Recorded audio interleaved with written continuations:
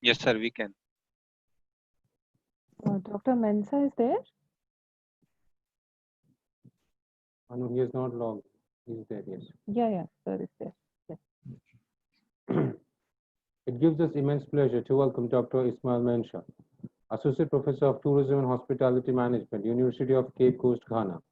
He is also the Director of the Confucius Institute at the University of Cape Coast.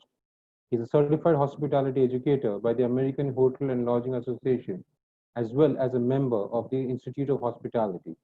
His research areas and interests include environmental management in tourism and hospitality, service quality, destination marketing, community participation in tourism development, career development in tourism, and events management. Professor Mensah is very passionate about the delivery of quality of service and has been consultant by a number of public and private organizations.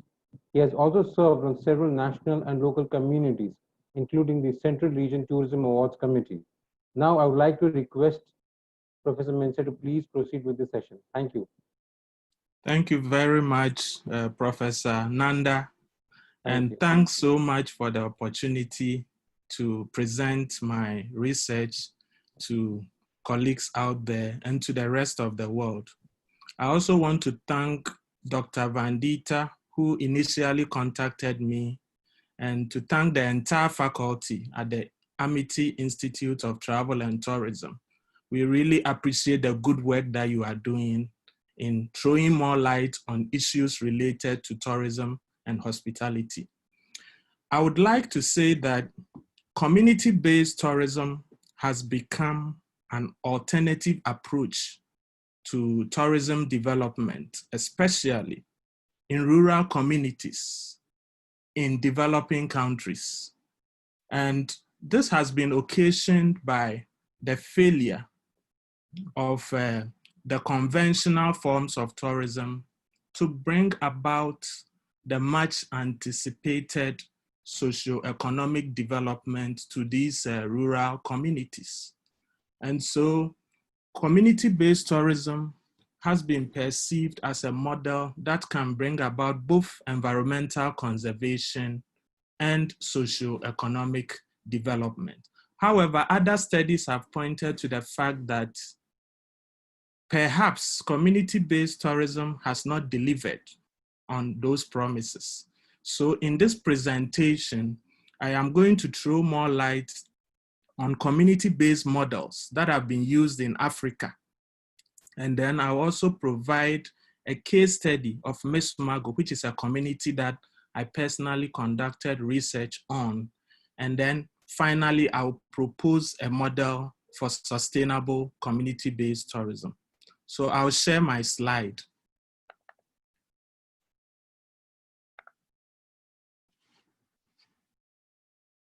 So the topic of my presentation is community-based tourism models with a special emphasis on Africa. This is the outline of my presentation. I'll talk about the community concepts and then community participation models, community-based tourism, and then the forms of community-based tourism and benefits and challenges of community-based tourism in Africa. And then I'll proceed with a case study of Mesomagor, which is a community in Ghana. And finally, I'll propose a model for community-based tourism. So first, we need to understand the concept of community. And if you look at the literature, community has been defined in three main ways. First, the community is seen as a geographical space where people live together, and those people living in that space constitute the community. Secondly, community has been defined in terms of social organization, and here the emphasis is on the social systems that make up the groups as well as the institutions that ensure that people live together as one people. The third one is where the community is defined as people with common identity and shared set of beliefs and practices. And this is very typical of African communities. And so I'm going to talk about the African community concepts. African societies, in most African societies, people do not believe in individuality, and they usually support each other, especially when it comes to certain rites of passage, like outdooring of a baby or funeral or wedding. Community members support each other. According to Menkiti, 1984, African people understand community as a united group of people that work collectively in order to construct an interdependent society living together in harmony. And so it is believed that in Africa, the individual is the product of the community. And every member of the community has a responsibility in helping to mold the individual to fit into that society. And so there is a common African proverb that it takes a whole village to raise a child. The raising of the child is not only the responsibility of the father and the mother, but indeed the entire community. Now, if you look up here, this symbol is known as an Edinkra symbol. Specifically, it is known as Funtumfunemfu Denchemfunemfu. It refers to two Siamese crocodiles. And as you can see from the symbol, they have one stomach because they are Siamese, and yet they fight over food, forgetting that the food that they take will end up in that one stomach that they all share. And so in Ghana, there is a social arrangement known as Nnoboa. And Nnoboa involves, marshalling the productive forces within the community to support individuals within the community in turns. So for instance, at the onset of the farming season, you have community members coming together to assist an individual farmer to weed, clear, and prepare the land for farming. And after they are finished doing that, they take turns to help each other until everybody's farm is prepared for their farming season. In East Africa, specifically in Tanzania, Ujamaa is also a cooperative concept. Indeed, Ujamaa refers to family or brotherhood. It was popularized by the former Tanzanian President Julius Nyerere, who adopted it as a model of socioeconomic development. And the emphasis was on people helping each other because they are supposed to be together. The last symbol you see here is Ubuntu, which I'm sure you are all conversant with, also originating from Southern Africa, specifically in the Swahili language. Ubuntu also refers to the fact that I am because we are. And so it talks about harmony or humanity. And therefore, in most African communities, there is harmony and there is humanity. So we cannot define community only in terms of people occupying geographical space, but we can link that to their shared values and also the interaction among them. So I would define a community as a group of people with shared values who are living in a defined geographical area, who interact in order to achieve shared goals. An important factor in community-based tourism is the sense of community, the sense of community. For a community-based tourism project to be successful, there should be that sense of community. And AREF has defined that as a quality of human relationship that enables people to feel connected and to live and work together in harmony. Traditionally and conceptually, the ladder of participation models have been used to explain community participation at the level of especially rural communities and other constituencies. Sherry Arnstein in 1969 proposed the ladder of participation, which has to do with 8 levels of participation, which have been grouped into 3: degrees of non-participation, degrees of tokenism, and degrees of citizen power. And according to her, non-participation is a situation where participation is a sham, it's just a facade. Participation really does not exist. And agencies merely use that to create a certain false impression that they are involving the community in the development. Tokenism has to do with some level of participation, but very minimal, where communication is usually one way, from the product, program developers to the community. And sometimes they consult the community, but really the views and concerns of the community are not really factored into the project. And with placation, you have a situation whereby they identify some elites within the community and put them on committees, but really they don't make any significant impact in terms of determining how the development should go. The third category has to do with the degree of citizen power, which, according to Arnstein, is the ideal form of community participation. Here, the community is really involved. They have some form of control, and they have been empowered, to take certain decisions and actions. The same, based on Einstein's earlier model, Peretti also came up with a 7-level ladder, which is somehow similar to that of Einstein. So if you juxtapose Einstein's typology and that of Peretti, and then you also add specifically in terms of tourism, Siddharth Nanda proposed the 3 levels of citizen participation in tourism, which he referred to as coercive participation, induced participation, and spontaneous participation. And so you realize that with the coercive participation, just like the non-participation in the case of Einstein, and passive and manipulative in the same of Peretti, participation really does not exist. There is a top-down approach to development. Participation is passive and indirect, and benefits are not really derived by the community.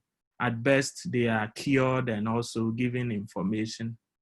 Then, in the middle, you have induced participation, where there is also some degree of tokenism, just like in the case of Einstein.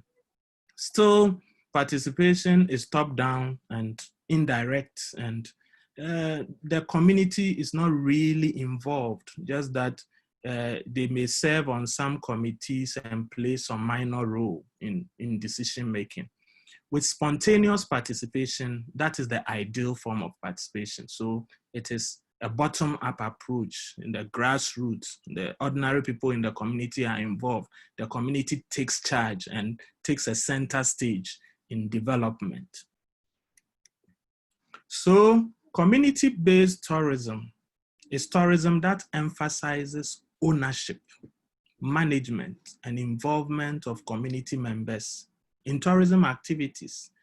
The key word there is ownership and control. The community actually takes charge of tourism development. The local people support and they participate in protecting their cultural identity and their natural resources. And in turn, they are able to gain or derive economic and social benefits. It is seen as a community development strategy, which uses tourism as a tool. And so in community-based tourism, there is an interaction or an intersection between community, tourism, and the environment, in which case there would be social sustainability, ecological sustainability, and economic sustainability. Community-based tourism, for it to succeed, there is the need for active engagement and collaboration among certain key stakeholders.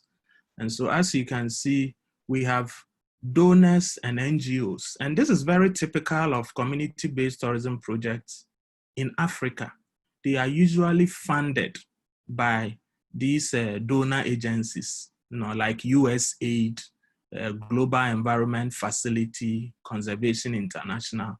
So these donors and agencies provide the funding for the project. And then you have the cultural and natural resources that have to be conserved and preserved so that the project will be sustainable. Then you have government agencies, usually the Wildlife Service, and then the tourism organization within the destination, also playing a center stage to ensure that the needed policies and guidelines are implemented. Then, of course, you have tourism organizations and operators, the hotels, the tour operators, etc., who are also key because they have to bring in the tourists for the project to succeed. Then you have the local SMEs, the handicraft sellers, the food vendors, those small businesses within the community. They also play a very important role. Then you have the landowners, depending on the land tenure system within the community. In some communities, the land is owned by the chiefs or the traditional authority. In some communities, it is owned by private individuals. In some communities, it is owned by the entire community or even by government. So the landowners are also critical. Then at the center of it all, you have the community organizations. Communities are homogeneous. Sorry, communities are not homogeneous, they are heterogeneous. And so you have different interest groups, women's groups, youth groups, etc. The needs of all these people have to be factored. Now for community-based tourism to succeed, there are some key features, key ingredients that ought to exist.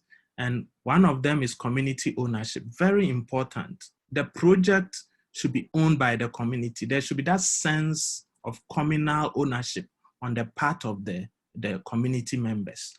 And then the project should bring about community development. There should be tangible evidence that the community has brought in some benefits to the community. And there should be community participation, not the coercive kind of participation, but spontaneous participation. There should be community empowerment. More often you realize that people in these rural communities do not have the wherewithal and they do not have the skills or the level of knowledge, and they have to be trained and they have to be given the authority to take certain decisions insofar as the project is concerned. And then benefits sharing, which also ties in with community development. The benefits should be shared fairly among community members.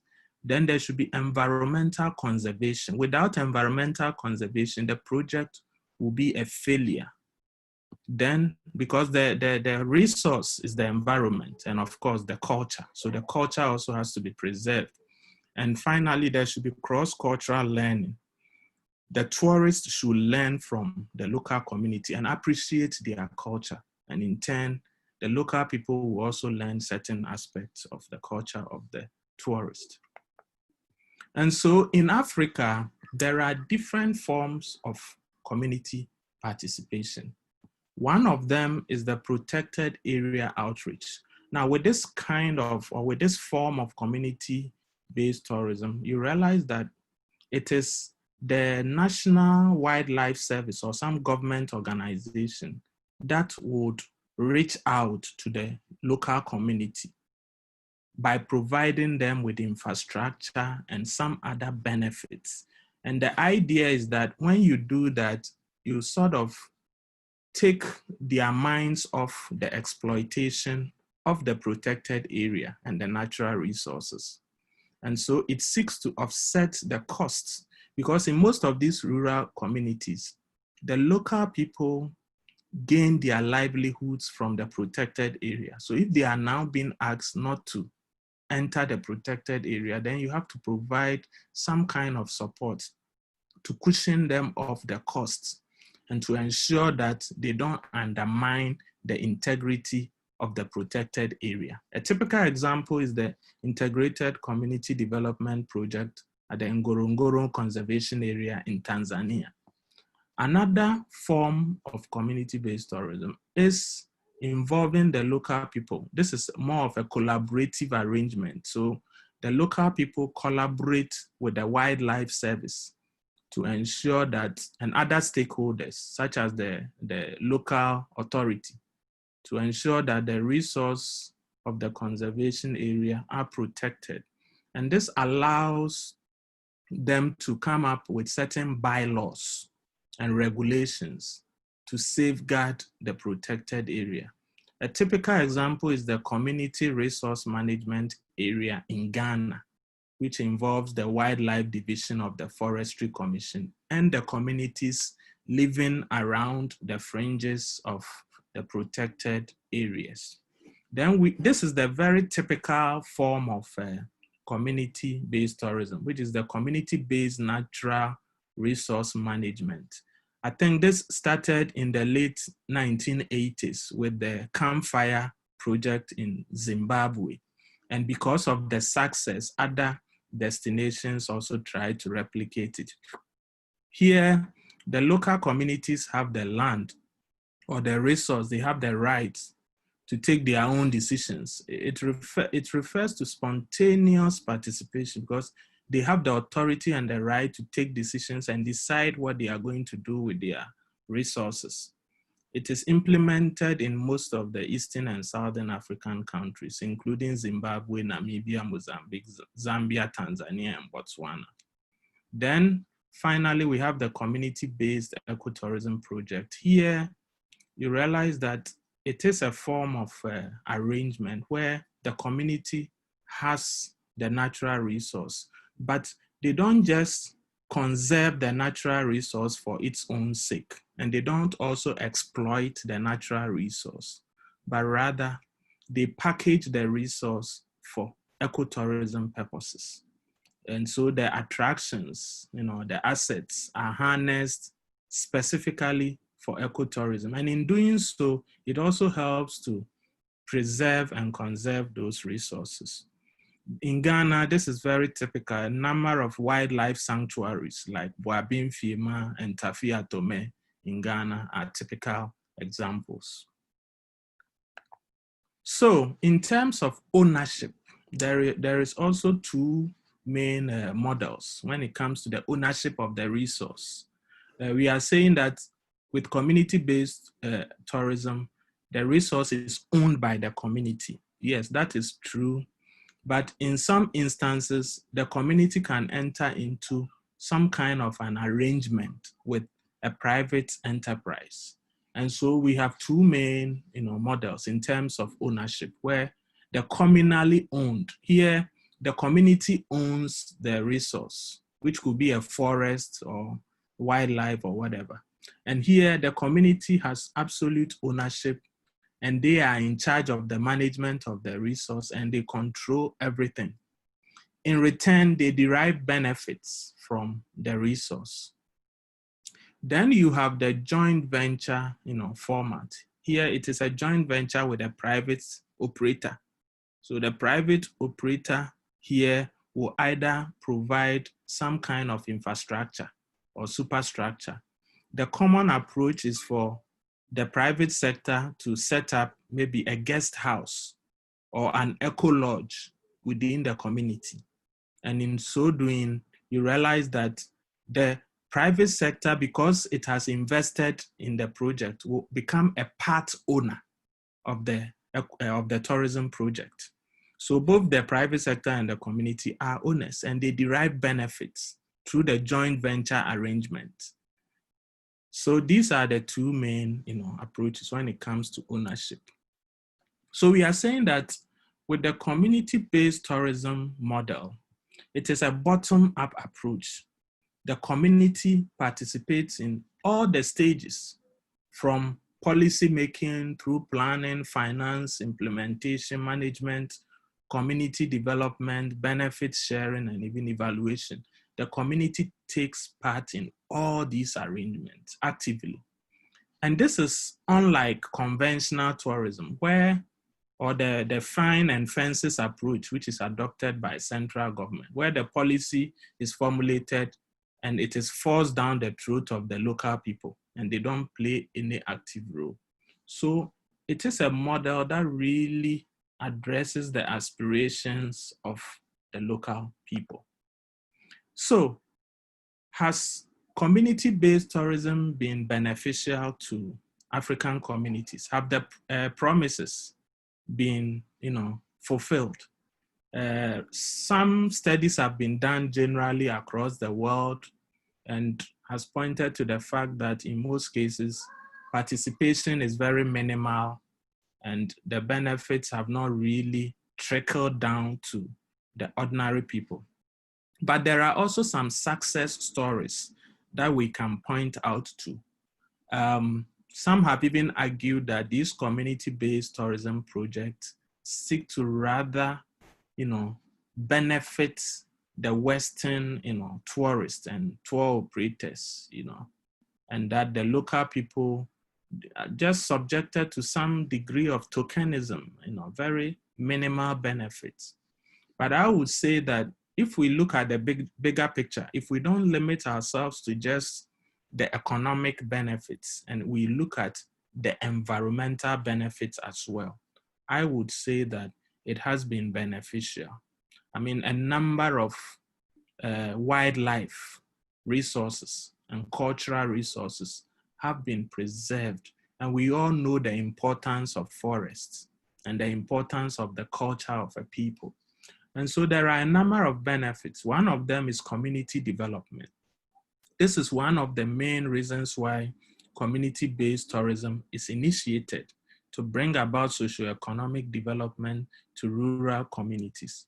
And if you look at the literature, you realize that yes, many communities have benefited from Zimbabwe to Cape Town.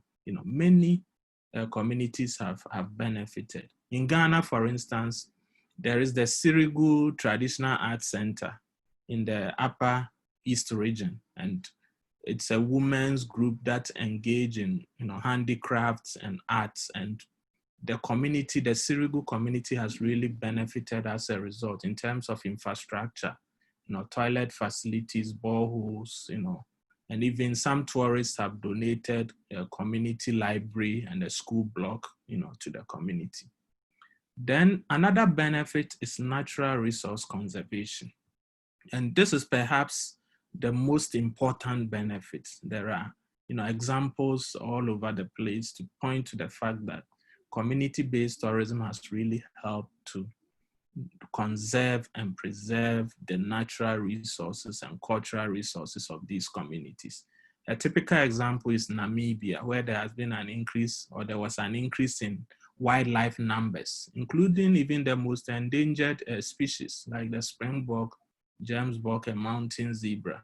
The population increased 10 times between 1982 and 2000 as a result of community-based tourism. Another benefit is the empowerment of the community. And here, a typical example is Zimbabwe. Under the Campfire Project, the committees were actually empowered to enforce, wildlife management laws. And I've also given you an example of the Crema, project in Ghana, where the communities are given the power to enact laws and bylaws to protect the wildlife. Then there is also the issue of employment and income. Yes, some employment opportunities have been provided in most of these community-based tourism projects because you need tour guides, for instance. You need cooks, people who prepare food. You need people who do the accounting, and so on and so forth. So it has created some employment opportunities, both directly and indirectly, within the communities. Typical example is South Africa, where the Rocktail Beach Camp. This is just a 12-bed tented luxury camp in Isimangaliso Wetland Park in KwaZulu-Natal. And this one alone employs 32, full-time community members, and not to talk about others who are seasonal and casual workers. There is also benefit sharing, in Zimbabwe under the Campfire Project, which is a very good example of how community, resources are shared fairly. Now, between 1989 and 2006, a total of $41.4 million was realized from the Campfire Project, and more than 50% was allocated to the communities as dividends. And some of these money were used to improve the infrastructure and also to support farmers, in their work. Then there is also the issue of revenue generation, that these community-based tourism projects also bring in much needed revenue. For instance, 7 villages around the Serengeti National Park earn more than $300,000 So all these benefits help with the socio-economic development of the communities. In as much as there have been benefits, there have also been challenges. And one of the main obstacles is the centralization of public administration, which is very common or typical in Africa, where there is a central authority that formulates the policies and takes the decisions. And we are talking about a project that requires the empowerment of the local community. And so you realize that it doesn't really facilitate the work of the community-based organizations. For instance, under the CREMA project, links to non-state actors were described as ineffective. Remember, CREMA required a collaboration between the state and then the local people. But because of this, they were ineffective, the system was so ineffective due to inadequate fiscal decentralization and then weak or even absent lower level governance structures. Then there has also been the issue of human-wildlife conflicts. The conservation of wildlife has its own cost. And one of the costs is that the communities living around the protected areas are usually subjected to, the destruction of their crops and by some marauding, elephants and other animals. And this has been a recurring problem all over the place. Then there is also the issue of elite control and domination. Yes, there's the issue of elite capture, the elites within the community who are usually at the forefront of the community-based tourism project usually have the tendency of taking over, the whole project, hijacking it virtually, because they have the know-how and they have the authority. And by so doing, the ordinary person within the community is not really involved.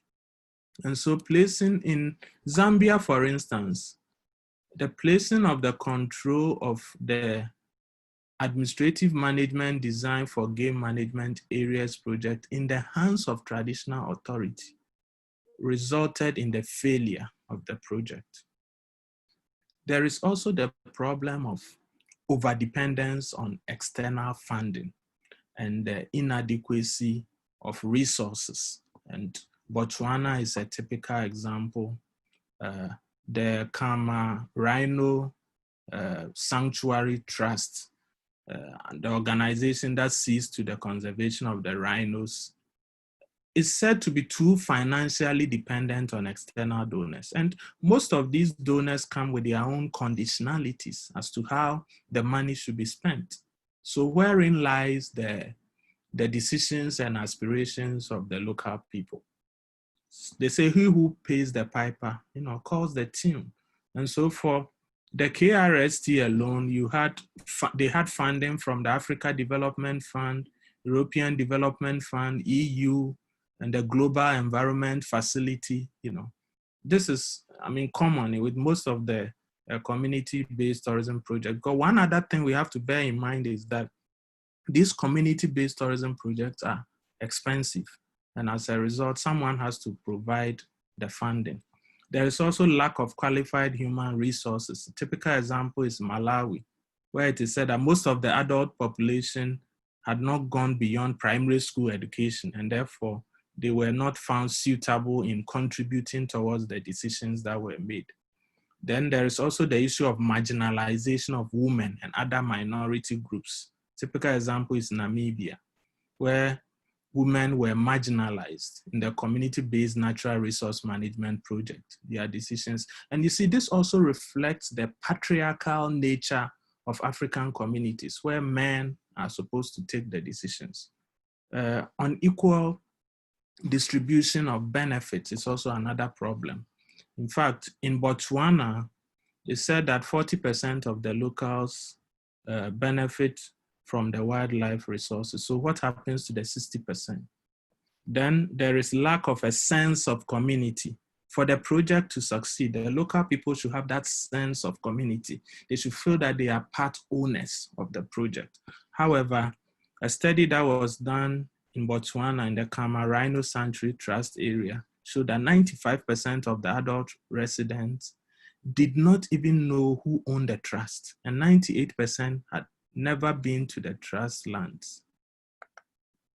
So now I bring you home to Ghana to a research that I did in 2016 at Mesomagor. Mesomagor is one of the communities on the fringes of the Kakum National Park. The Kakum National Park is arguably one of the most popular, tourist destinations in Ghana, and it is surrounded by a number of communities. Mesomagor, the name itself is quite interesting. Ejamosi, who was the founder of the community, was said to be a hunter from Amuaben, another community, and he used to go and hunt around Mesomagor because Mesomagor is close to the forest.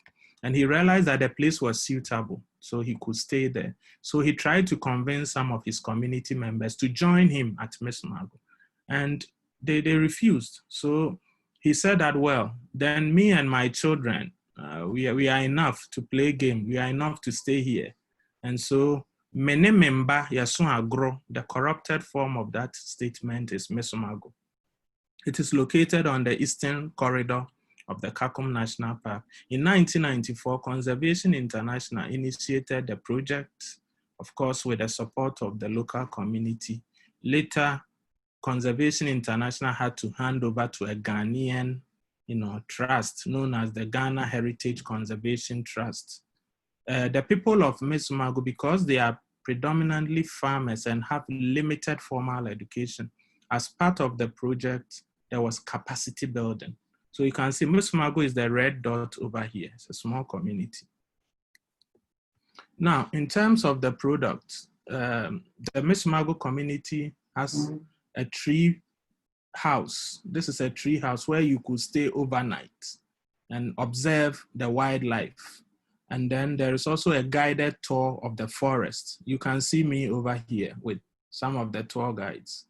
You walk through the forest and they take you through the trees and other wildlife resources over there. You can also visit a farm. It's a predominantly farming community, so you can visit some of the farms.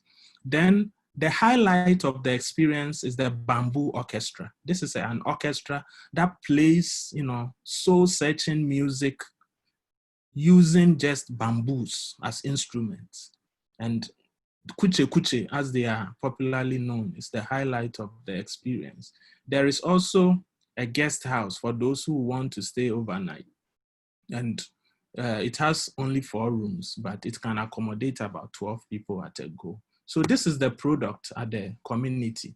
Now, in terms of participation, there is a tourism development committee with membership drawn from different stakeholders, including the Conservation International, which later handed over to the Ghana Heritage Conservation Trust.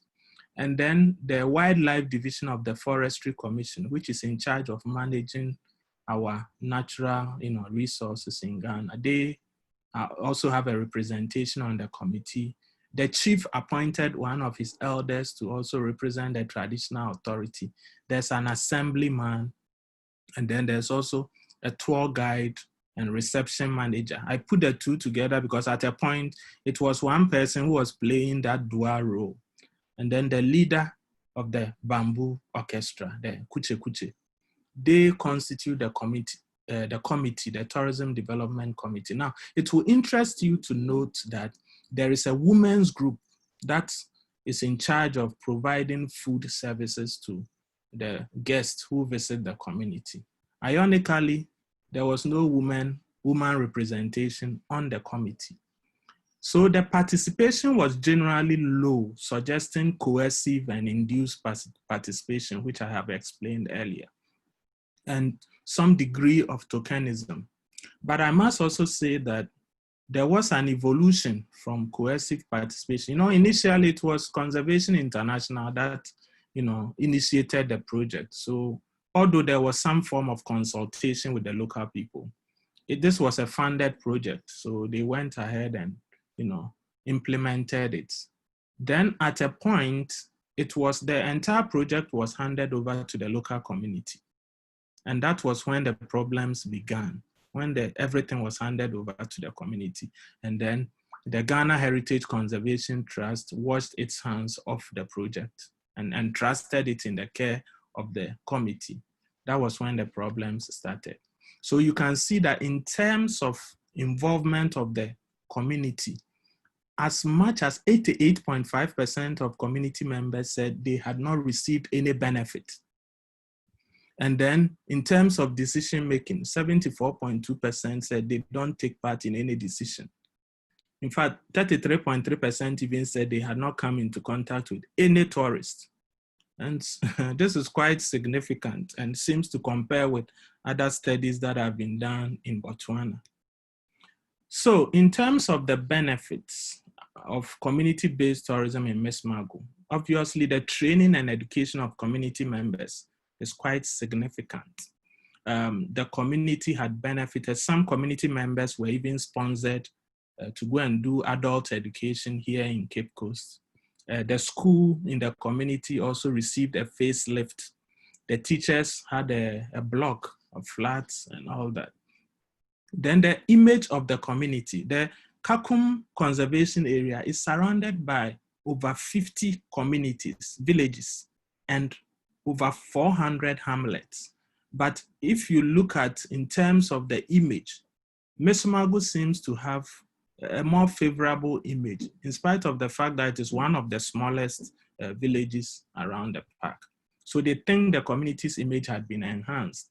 There were also business opportunities for petty traders, the SMEs, the women's groups, etc. And then infrastructural development, a health post, a school block, and also water, etc. Then conservation of wildlife, obviously, because now the local people were no longer encroaching on the forest. And so it helped to boost the wildlife within the forest. But there were also challenges, and one of them was apathy towards tourism development. There was no sense of communal ownership. People thought that there was no transparency in terms of accounting for the benefits derived from tourism. So they were very apathetic towards the project. There was also the lack of benefit sharing opportunities for the community members, limited employment opportunities. Few people were employed, a few tour guides, and then the guest house manager, and then the bamboo orchestra. Deprivation of access to the forest. They used to depend on the forest for their livelihood, but with the onset of tourism, they were being deprived. Then the destruction of crops by the elephants, which was a major problem. You see, they want to farm closer to the forest because of the climate, and all that. But it has its consequences that the elephants will come out at night and trample on their crops and destroy them. And they have reported this several times to the Wildlife Division, and nothing seems to have been done. Wildlife Division, when I contacted them, they said they had taken them through some methods of warding off the elephants, but by spraying pepper along the fields, and it really didn't work for them. So that was a major challenge. Now, I want to, on the basis of all the benefits and then the challenges, I want to propose that for us to have a sustainable community-based tourism in rural communities in Africa, we will still need the collaboration of various stakeholders. The funding agencies should not wash their hands of the project. The community organizations the government should come up with the right policies in consultation with the other stakeholders, the donors and NGOs, the tourism operators, the landowners, local SMEs, community leaders, all have to work. There should be collaboration. Now, out of these stakeholders, there should be a community-based tourism development committee, which will essentially draw membership from these stakeholders. And there should be active collaboration and partnership among them. And that would also lead to they instituting the necessary measures. The committee should put in the needed measures to ensure that there is active community involvement and empowerment. And active community involvement and empowerment will be achieved when there is transparency, there is accountability, and there is fairness, especially in the distribution of the benefits. The community involvement should be on 3 scores. Management, so people's capacities should be built so that they can actively manage the project in terms from planning, finance, and marketing. And then the conservation and preservation, the people should be actively involved in the conservation and preservation of the resource. And then community development, the people should identify how they want their community to be developed. What are their developmental priorities? They have to play an active role in that. Now, when these things are done and done properly, it will result in sustainable community-based tourism. Thank you very much, and I'm most grateful for the opportunity once again. Thank you so much for sharing your valuable inputs. Now I'd like to request Professor Vandita to please start coordinating the question and answer section. Thank you. Sure, sir. Thank you so much, Dr. Mensah, for this wonderfully informative session. We have a couple of questions from the end of our students that I shall convey to you, sir. So the first question is, from the perspective of the host, how can the communities prepare themselves for the return of the tourists, especially after COVID-19? Yes, so we all know that COVID-19 has had a very devastating toll on every aspect of tourism. And for community-based tourism projects that depend essentially on inbound tourists, it means that they are going to be significantly affected. But I think that, as we have all said before, the recovery process should begin with the domestic market. The local community, and for that matter, the committee or the management of the community-based tourism project, should embark on a marketing program targeted at the local market, domestic tourists. Personally, when I visited Mesomagor, I was thrilled. The bamboo orchestra and all that. And the same applies to other tourist destinations across Africa, community-based tourism projects. So I think that the local people, with the help of the management committee, should embark on a program of targeting domestic tourists. And whilst they do that, they should also put their house in order.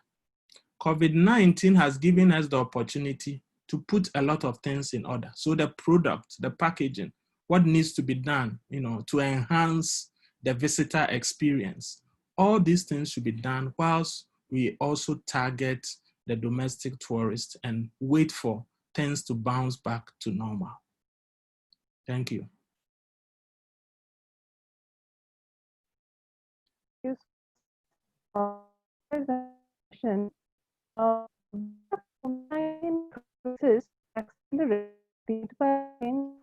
Over tourism, foreigners. Sorry, the line was was not very clear. Yes. There's a technical issue, I think, from Professor Vandita. Yeah. There's a question from Nishan Shekhar Sharma. He's asking, how can the confidence level of communities be boosted in order to strengthen tourism activities post-COVID-19? Yes, the confidence level of the community can be boosted if they are made to appreciate the importance of community-based tourism. In my model, I talked about transparency, fairness, and accountability. I think that there should be a lot of transparency. This period should offer the managers of the community-based tourism project the opportunity to enhance the relationship that the community has with the project. For instance, they can organize debates and other community programs to sample the views of the local community. How best can we repackage our product post-COVID? What are some of the challenges that confront you? So I think that there should be a conscious effort to involve the local people and to inform them about the status of the project. That I believe once they get to know the full, they know what really is on the ground, they will appreciate it and that will boost their confidence in the project. Thank you so much for your answering this question. There's another question from Alorika Das. Does indigenous tourism end up hurting indigenous communities more than helping them? Well, I would say yes and no, because as even from my presentation, you can see that there are some negative and positive impacts. But to a greater extent, I would say that it has indeed been beneficial. Because in most of these indigenous communities, you realize that the people are farmers. Community-based tourism is driven by conservation of the environment. And that inures to their benefit in terms of their farming activity. Because remember, they also depend on rainfall. And so if the environment is protected, it enhances their work and their well-being in general. So I think that, yes, the financial or the economic benefits may not have been that significant. But if we look at the environmental benefits, that is quite significant. And for most of these communities, it has helped them to improve on the infrastructure. So I would say, yes, it has been beneficial, even though it could be better. Yes. Thank you. Thank you. I think Professor Vandita is in already. All right. Professor Vandita, are you there? I think yes, sir. I'm audible. There are some connection issues on my end. I think she is still having this technical issue. She's having a technical challenge. Yeah. Okay, I'll ask one question. There's another question from Bhaskar Sailesh. No, there's another question from Priti Sahu. She is asking, what are the weaknesses associated with the community-based tourism? Yes, one of the major weaknesses has to do with the structure of governance. Okay. In most of these societies, or if you like, in most of these countries, where there is a central authority that comes out with policies and programs for the communities. And therefore, even though we know that for this community-based tourism project to succeed, it should be driven by local control. The local people should take the decisions and they should be empowered to carry out those decisions. But in reality, there is a difficulty.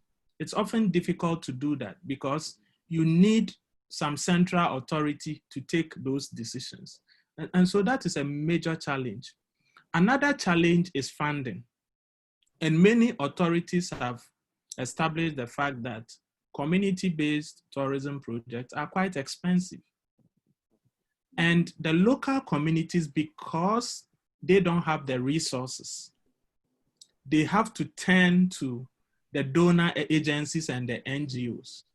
And the fact of the matter is that once you do that, then it is the donor agencies and the NGOs that will have to dictate to you how your community-based tourism project should be undertaken. And so in most parts of Africa, where you have a lot of funding from these donor agencies, you realize that at the end of the day, it is not really the aspirations of the local people that would hold sway. It is rather the donor agencies that will attach certain conditionalities to the money that they give to you to implement the project. So that is also another major challenge.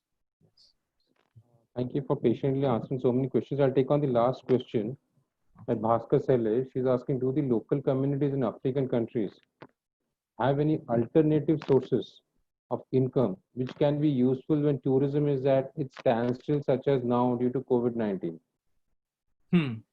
Yes, of course. there should be alternative sources of income, because even without tourism, I believe most African countries were still surviving. And so, yes, COVID-19 has really affected tourism revenue, and very significantly. But I believe that most African governments have taken the bull by the horn. In Ghana, for instance, government had to go to the IMF for support. Yes. And also the government was able to mobilize, support from the local banks, the commercial banks, some kind of a syndicated loan with very low or even non-existent interest rates for tourism enterprises. So I think that governments can always look elsewhere, within this COVID-19 era, and mobilize resources, to, cushion off the effects of the lack of tourism revenue.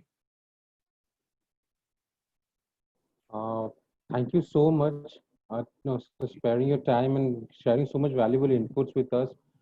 You have given examples, given cases, you have outlined the community concept, the forms of CBT in Africa, how does it work, how does the different examples, what are the challenges people are facing, and most interestingly, I've answered majority of the questions thoroughly. Plus, there's so much of appreciation from the chat box which I'm seeing visibly right now. They all are very interested and they're very excited about your topic and session. It was very, very enriching for us. Thank you so much for joining today's session, and hope to have more such sessions associated with you in the future. Thank you, Prof. Nanda, and thank you, Professor Vandita. I'm most grateful for the opportunity, and I'm also grateful unto you for giving me this opportunity to share my research with your students and the rest of the world. I look forward to further collaboration with you in future. Thank you very much. Thank you. Thank you so much, sir. Thank you so much. Thank you. Thank you, and bye. Bye-bye, sir.